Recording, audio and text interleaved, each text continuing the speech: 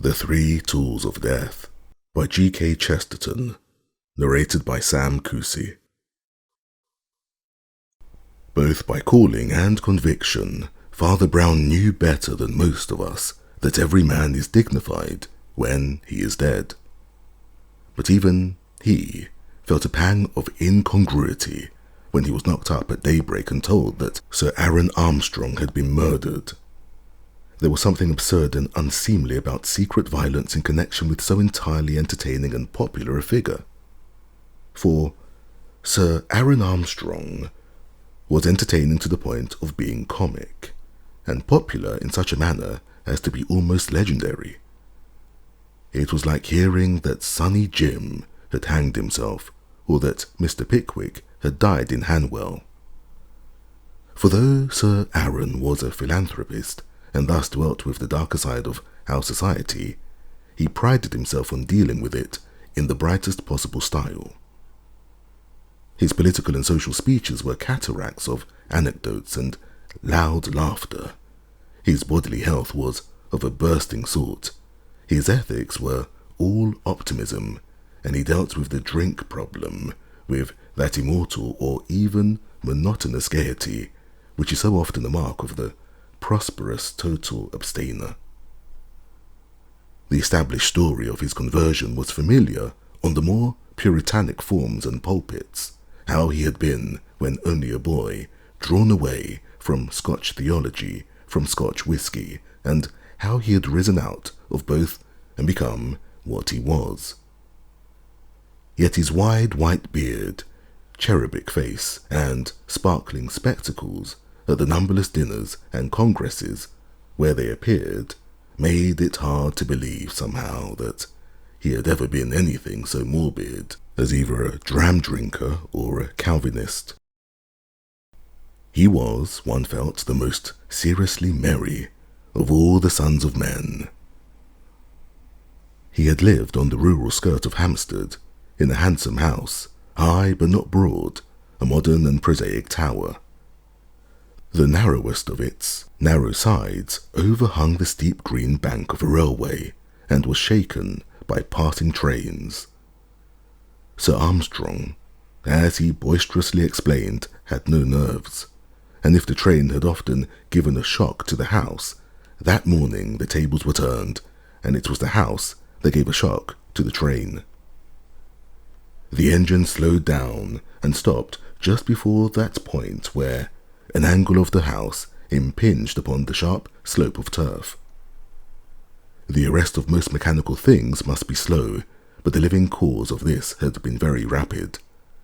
A man clad completely in black, even, it was remembered to the dreadful detail of black gloves, appeared on the ridge above the engine, and waved his black hands like some sable windmill. This in itself would hardly have stopped even a lingering train. But there came out of him a cry which was talked of afterwards as something utterly unnatural and new. It was one of those shouts that are horridly distinct, even when we cannot hear what is shouted. The word in this case was murder. But the engine driver swears he would have pulled up just the same if he had heard only the dreadful and definite accent and not the word. The train once arrested, the most superficial stare could take in many features of the tragedy. The man in black on the green bank was Sir Aaron Armstrong's manservant Magnus. The baronet, in his optimism, had often laughed at the black gloves of this dismal attendant, but no one was likely to laugh at him just now.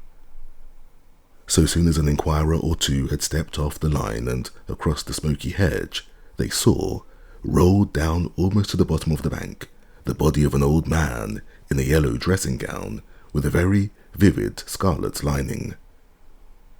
A scrap of rope seemed caught about his leg, entangled presumably in the struggle. There was a smear also of blood, though very little, but the body was bent down or broken into a posture impossible to any living thing. It was Sir Aaron Armstrong. A few more bewildered moments brought out a big, fair-bearded man whom some travellers could salute as the dead man's secretary, Patrick Royce, once well known in Bohemian society and even famous in the Bohemian arts. In a manner more vague but even more convincing, he echoed the agony of the servant. But by the time the third figure of that household, Alice Armstrong, daughter of the dead man, had come, already tottering and waving into the garden, the engine driver had put a stop to his stoppage. The whistle had blown, and the train had panted on to get help from the next station. Father Brown had been thus rapidly summoned at the request of Patrick Royce, the big ex-Bohemian secretary. Royce was an Irishman by birth, and that casual kind of Catholic that never remembers his religion until he is really in a hole. But Royce's request might have been less promptly complied with if one of the official detectives had not been a friend and admirer of the unofficial Flambeau, and it was impossible to be a friend of Flambeau without hearing numberless stories about Father Brown. Hence, while the young detective led the little priest across the fields to the railway, their talk was more confidential than could be expected between the two total strangers. "As far as I can see," said Mr. Merton candidly, "there is no sense to be made of it at all. There is nobody one can suspect. Magnus is a solemn old fool, far too much of a fool to be an assassin. Royce has been the baronet's best friend for years, and his daughter undoubtedly adored him. Besides, it's all too absurd. Who would kill such a cheery old chap as Armstrong? Who could dip his hands in the gore of an after-dinner speaker? It would be like killing Father Christmas." "Yes, it was a cheery house," assented Father Brown. "It was a cheery house while he was alive. Do you think it will be cheery now he is dead?" Merton started a little and regarded his companion with an enlivened eye. "Now he's dead?" he repeated. "Yes," continued the priest stolidly. "He was cheerful, but did he communicate his cheerfulness? Frankly, was anyone else in the house cheerful but he?" A window in Merton's mind let in that strange light of surprise in which we see, for the first time, things we have known all along.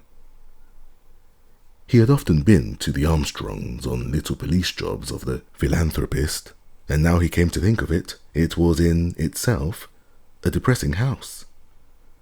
The rooms were very high and very cold, the decoration mean and provincial. The draughty corridors were lit by electricity that was bleaker than moonlight. And though the old man's scarlet face and silver beard had blazed like a bonfire in each room or passage in turn, it did not leave any warmth behind it. Doubtless, this spectral discomfort in the place was partly due to the very vitality and exuberance of its owner. He needed no stoves or lamps, he would say, but carried his own warmth with him. But when Merton recalled the other inmates, he was compelled to confess that they also were as shadows of their lord. The moody manservant, with his monstrous black gloves, was almost a nightmare. Royce, the secretary, was solid enough, a big bull of a man in tweeds with a short beard, but the straw-coloured beard was startlingly salted with grey like the tweeds, and the broad forehead was bared with premature wrinkles. He was good-natured enough also, but it was a sad sort of good nature, almost a heartbroken sort. He had the general air of being some sort of failure in life. As for Armstrong's daughter, it was almost incredible that she was his daughter. She was so pallid in colour and sensitive in outline. She was graceful, but there was a quiver in the very shape of her that was like the lines of an aspen. Merton had sometimes wondered if she had learned to quail at the crash of the passing trains. "You see," said Father Brown, blinking modestly, "I'm not sure that the Armstrong cheerfulness is so very cheerful. For other people, you say that nobody could kill such a happy old man, but I'm not sure. If ever I murdered somebody," he added, quite simply, "I dare say it might be an optimist." "Why?" cried Merton, amused. "Do you think people dislike cheerfulness?" "People like frequent laughter," answered Father Brown, "but I don't think they like a permanent smile. Cheerfulness without humour is a very trying thing."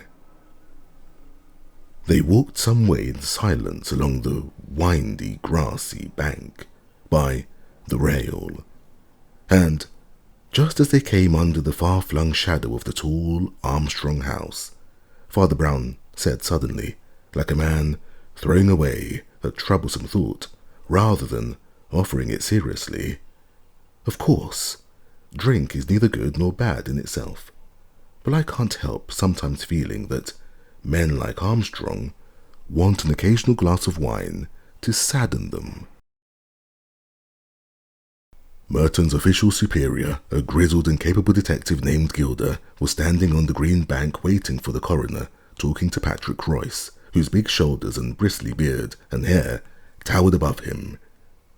This was the more noticeable because Royce walked always with a sort of powerful stoop, and seemed to be going about his small clerical and domestic duties in a heavy and humbled style, like a buffalo drawing a go-kart. He raised his head with unusual pleasure at the sight of the priest, and took him a few paces apart. Meanwhile, Merton was addressing the older detective respectfully indeed, but not without a certain boyish impatience. "Well, Mr. Gilder, have you got much farther with the mystery?" "There is no mystery," replied Gilder, as he looked under dreamy eyelids at the rooks. "Well, there is for me, at any rate," said Merton, smiling. "It is simple enough, my boy," observed the senior investigator, stroking his grey pointed beard. "3 minutes after you'd gone for Mr. Royce's parson, the whole thing came out. You know that pasty-faced servant in the black gloves who stopped the train? I should know him anywhere. Somehow he rather gave me the creeps. Well," drawled Gilder, "when the train had gone on again, that man had gone too. Rather a cool criminal, don't you think, to escape by the very train that went off for the police?" "You're pretty sure, I suppose," remarked the young man, "that he really did kill his master?" "Yes, my son, yes, I'm pretty sure," replied Gilder dryly, "for the trifling reason that he has gone off with £20,000 in papers that were in his master's desk. No, the only thing worth calling a difficulty is how he killed him. The skull seems broken, as with some big weapon, but there's no weapon at all lying about, and the murderer would have found it awkward to carry it away, unless the weapon was too small to be noticed." "Perhaps the weapon was too big to be noticed," said the priest, with the odd little giggle.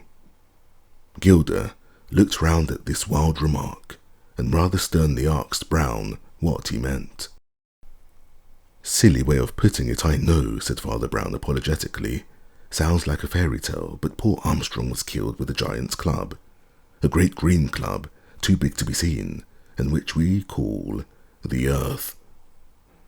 He was broken against this green bank we are standing on." "How do you mean?" asked the detective quickly. Father Brown turned his moon face up to the narrow facade of the house and blinked hopelessly up.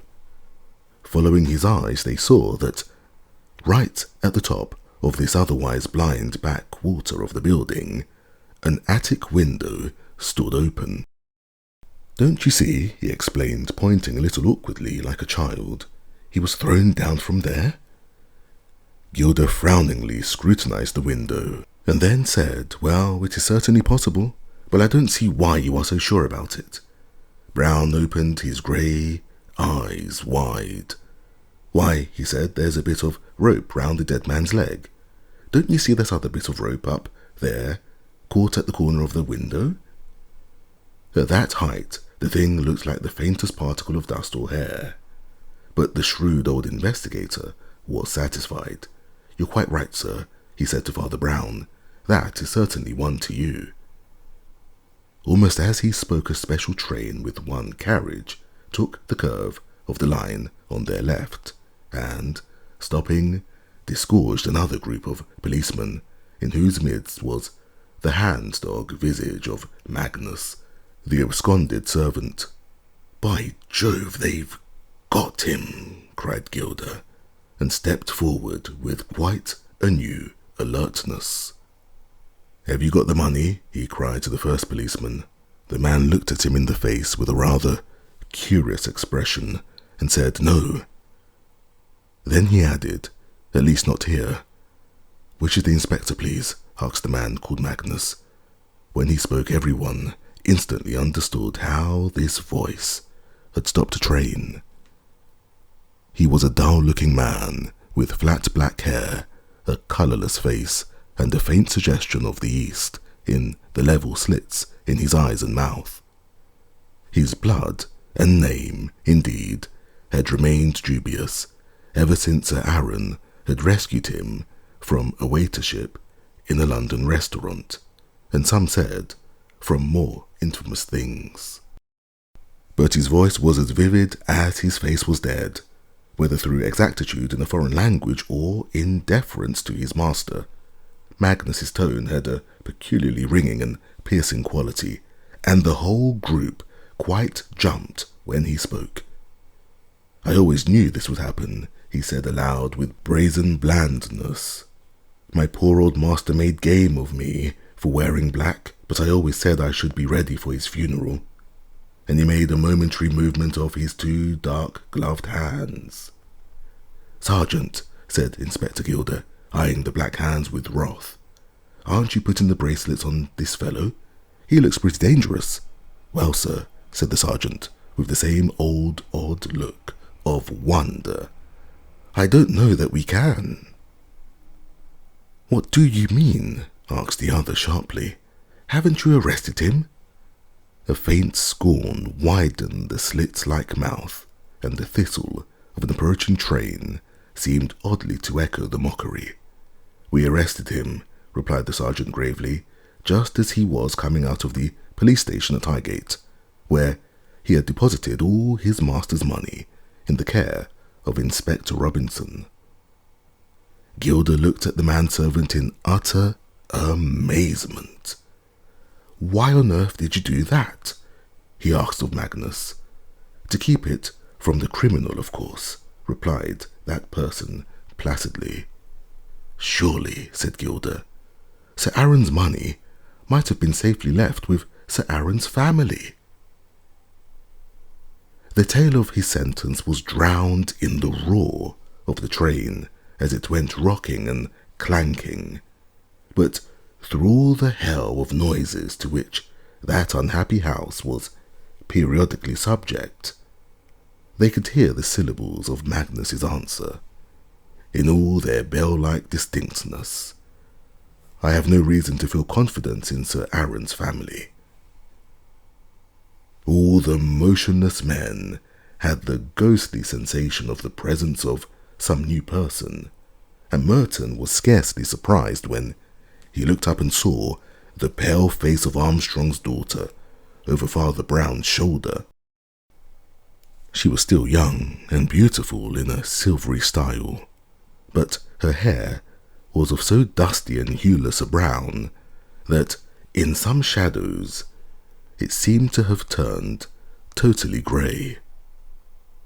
"Be careful what you say," said Royce gruffly. "You'll frighten Miss Armstrong." "I hope so," said the man with the clear voice. As the woman winced and everyone else wondered, he went on.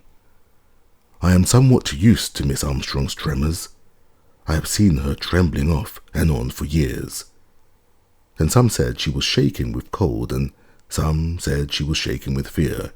But I know she was shaking with hate and wicked anger. Fiends that have had their feast this morning. She would have been away by now with her lover and all the money but for me. Ever since my poor old master prevented her from marrying that tipsy blackguard." "Stop," said Gilver very sternly. "We have nothing to do with your family fancies or suspicions, unless you have some practical evidence. Your mere opinions are, oh, I'll give you practical evidence, cut in Magnus in his hacking accent. You'll have to subpoena me, Mr. Inspector. I shall have to tell the truth, and the truth is this.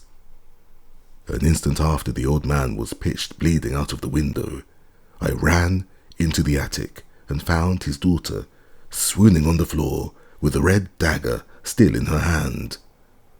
Allow me to hand that also to the proper authorities. He took from his tail pocket a long, horned, hilted knife with a red smear on it and handed it politely to the sergeant. Then he stood back again, and his slits of eyes almost faded from his face in one fat Chinese sneer.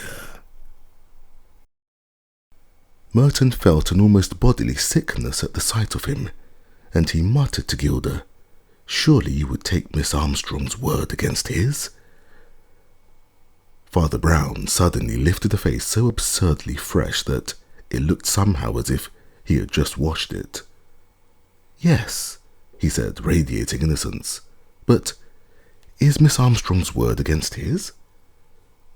The girl uttered a startled, singular little cry. Everyone looked at her.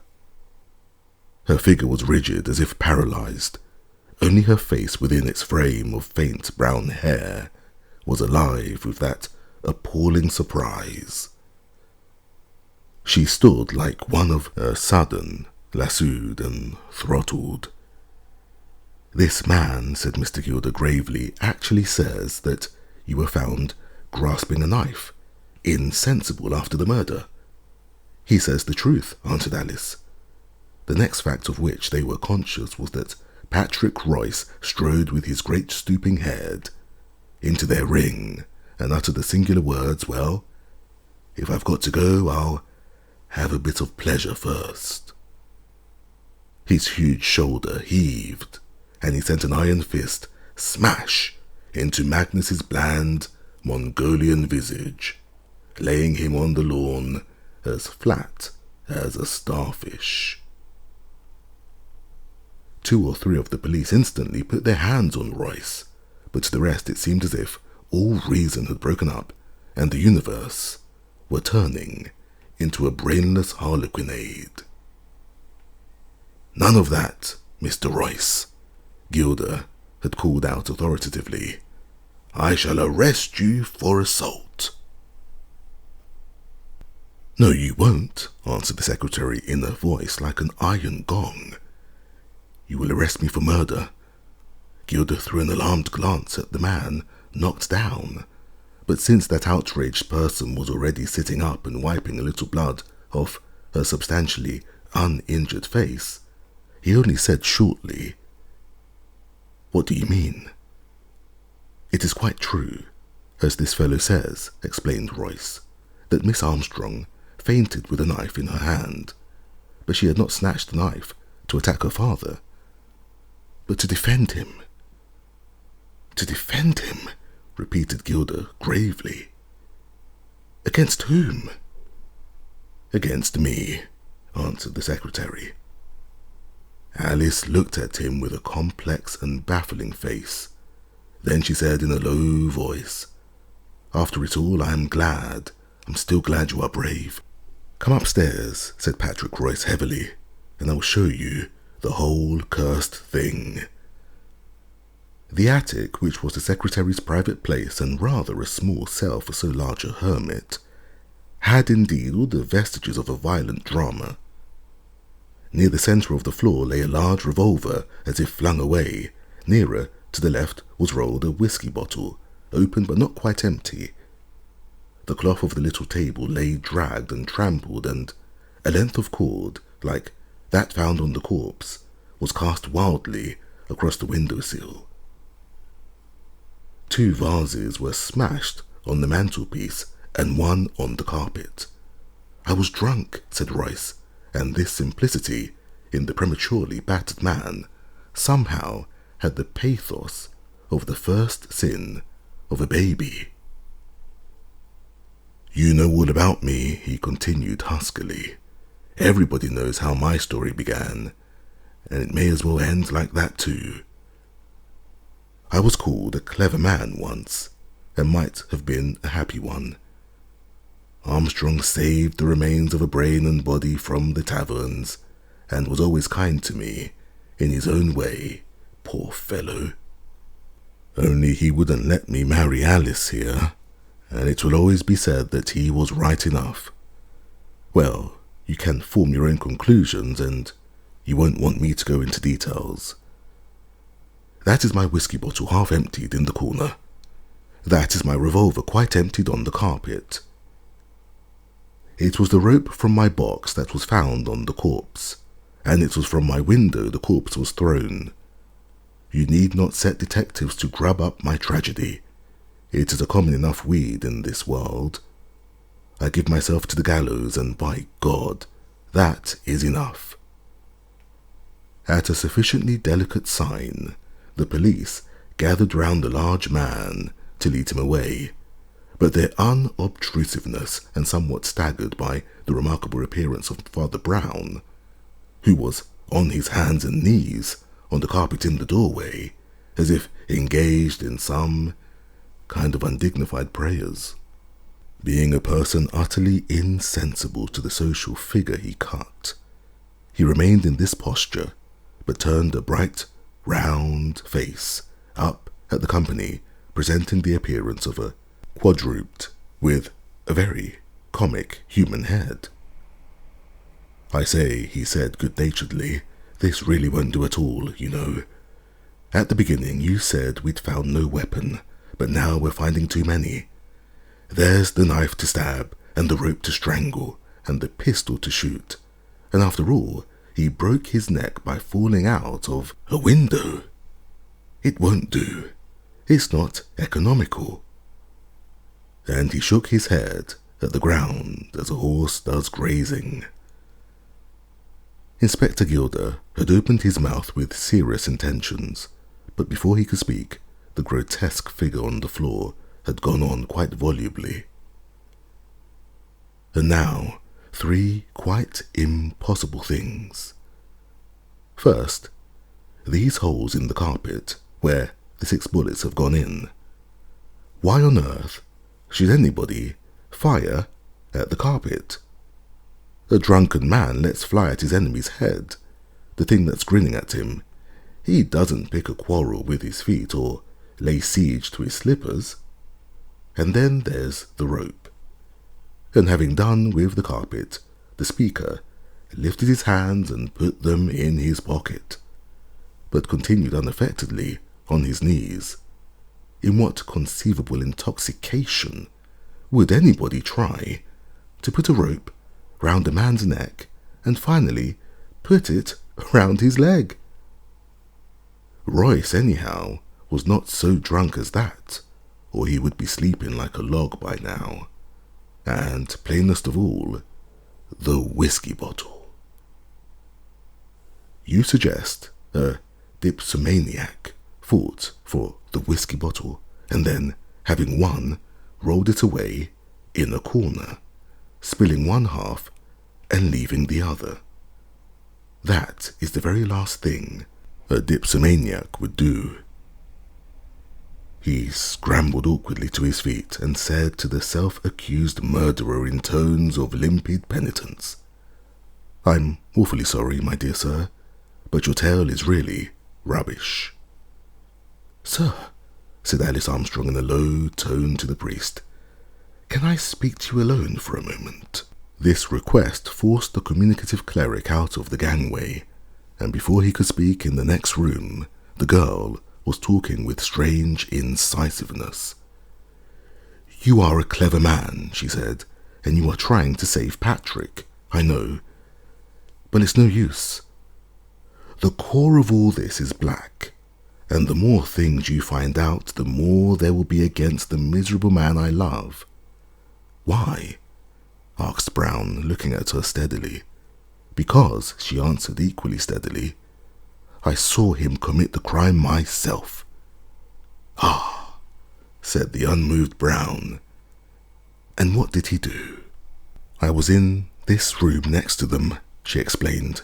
Both doors were closed, but I suddenly heard a voice, such as I have never heard on earth, roaring, "Hell! Hell! Hell!" again and again. And then the two doors shook with the first explosion of the revolver.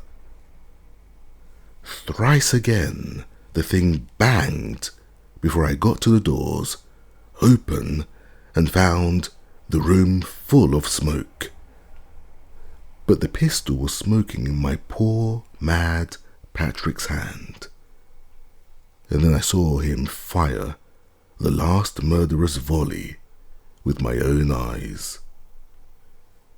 Then he leapt on my father, who was clinging in terror to the windowsill, and, grappling, tried to strangle him with the rope, which he threw over his head, but which slipped over his struggling shoulders to his feet. Then it tightened one leg round, and Patrick dragged him along like a maniac. I snatched the knife from the mat, and rushing between them, managed to cut the rope before I fainted. "I see," said Father Brown, with the same wooden civility. "Thank you." As the girl collapsed under her memories, the priest passed stiffly into the next room, where he found Gilda and Merton alone with Patrick, Royce, who sat in a chair, handcuffed. There he said to the inspector submissively, "Might I say a word to the prisoner in your presence, and might he take off those funny cuffs for a minute?" "He's a very powerful man," said Merton in an undertone. "Why do you want them taken off?" "Why, I thought," replied the priest humbly, "that perhaps I might have the very great honour of shaking hands with him." Both detectives stared, and Father Brown added, "Won't you tell them about it, sir?" The man on the chair shook his tousled head, and the priest turned impatiently. "Then I will," he said.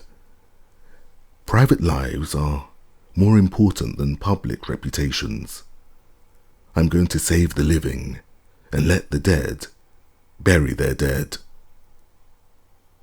He went on to the fatal window and blinked out of it as he went on talking. "I told you that in this case there were too many weapons and only one death. I tell you now that they were not weapons and were not used to cause death. All those grisly tools, the noose, the bloody knife, the exploding pistol, were instruments of a curious mercy. They were not used to kill Sir Aaron, but to save him." "To save him?" repeated Gilda. "And from what?" "From himself," said Father Brown. "He was a suicidal maniac." "What?" cried Merton in an incredulous tone. "And the religion of cheerfulness. It is a cruel religion," said the priest, looking out of the window. "Why couldn't they let him weep a little, like his fathers before him?" His plan stiffened. His views grew cold. Behind that merry mask was the empty mind of the atheist. At last, to keep up his hilarious public level, he fell back on that dram drinking he had abandoned long ago. But there is this horror about alcoholism in the sincere teetotaler, that he pictures and expects that psychological inferno from which he has warned others. It leapt upon poor Armstrong prematurely, and by this morning he was in such a case that he sat here and cried he was in hell, in so crazy a voice that his daughter did not know it. He was mad for death, and with the monkey tricks of the mad, he had scattered round him death in many shapes. A running noose and his friend's revolver and a knife. Royce entered accidentally and acted in a flash. He flung the knife on the mat behind him, snatched up the revolver, and having no time to unload it, emptied it shot after shot, all over the floor. The suicide saw a fourth shape of death and made a dash for the window. The rescuer did the only thing he could, ran after him with the rope, and tried to tie him hand and foot. Then it was that the unlucky girl ran in, and misunderstanding the struggle, strove to slash her father free. At first she only slashed poor Royce's knuckles, from which has come all the little blood in this affair. But, of course, you notice that he left blood, but no wound on that servant's face. Only, before the poor woman swooned, she did hack her father loose, so that he went crashing through that window into eternity. There was a long stillness slowly broken by the metallic noises of Gilda unlocking the handcuffs of Patrick Royce, to whom he said, "I should think I have told the truth, sir. You and the young lady are worth more than Armstrong's obituary notices." "Confound Armstrong's notices," cried Royce roughly. "Don't you see it was because she mustn't know?" "Mustn't know what?" asked Merton. "Why, that she killed her father, you fool," roared the other. "He'd have been alive now but for her. It might craze her to know that." "No, I don't think it would," remarked Father Brown, as he picked up his hat. "I rather think I should tell her. Even the most murderous blunders don't poison life like sins. Anyhow, I think you may both be happier now. I've got to go back to the deaf school." As he went out onto the gusty grass, an acquaintance from Highgate stopped him and said, "The coroner has arrived. The inquiry is just going to begin." "I've got to get back to the deaf school," said Father Brown. "I'm sorry, I can't stop for the inquiry." The end. This has been The Innocence of Father Brown by G.K. Chesterton, narrated by Sam Kusi.